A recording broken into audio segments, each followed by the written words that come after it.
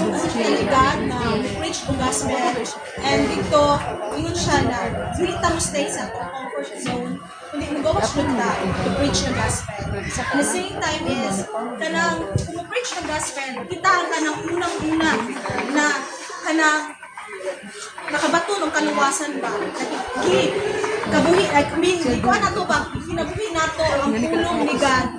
So, kaya ang mga tao karon is, cease to believe ba yan? Nagapangita kung sila o witness kung nabangko ba dyan ka. So, because, dahil sa pulong na akong na-obtain before, itong conference ko ay summit dito sa Jacob, inon siya dito na, if I change, everything changes. Kung nag-usap ka, ang tanan butang sa kinabuhi na usap ko.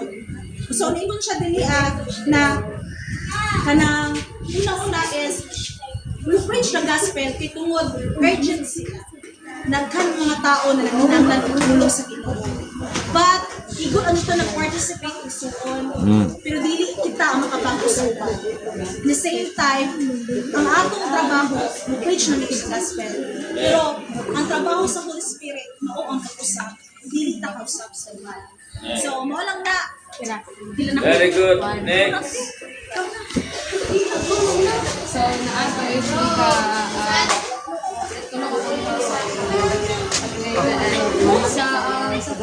sa Christian very good kay sa address family leaders and leaders. Of course, we are obliged to go make disciples, go preach and make disciples. Go and preach the gospel. Go preach gospel, sorry. So go preach gospel. So the revelation I got in the verse ako is go for us leaders now. We need to make a step towards mo go and then mo preach the gospel. Whether workmate ba nimo, classmate ba nimo, family ba nimo, or sa kanang close friends sila.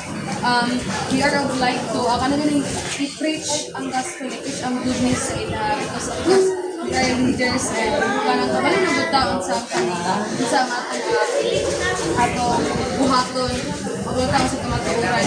And of course sa leaders no siyempre mabutog sa tong point na kanang sa discourage ta kay kailangan ng kami nag-ampunan to or kami nagkatog pamukang ugat nag-preach na pagkaman kay yes na sila pero hindi na makontinue doon hindi na example itong simba so syempre nag-hope ka nga kung simba siya pero of course hindi po tanong dili po ta ka na ganin magpatandog syempre mag-discourage ta but also we need to live our dapat lipat natin itong sa ating kaliyan ta mag-focus sa isa but of course dagan pa mga souls na nga pwede natin preachan and that's all.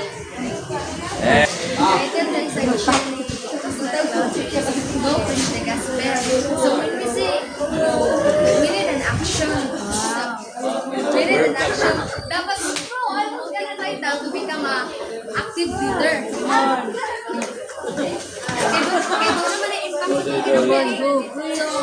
So we preach with love even pa man nga nakay kasukuan ng kabana kay because the word of faith is love. So before that is agi sa discipline kay dara mo din magsugod sa discipline. If dili ta mo dawan sa discipline kay dili din nato malisin na atong malimbuhat. So if dili ta mo dawat ana maabot na sa wala. So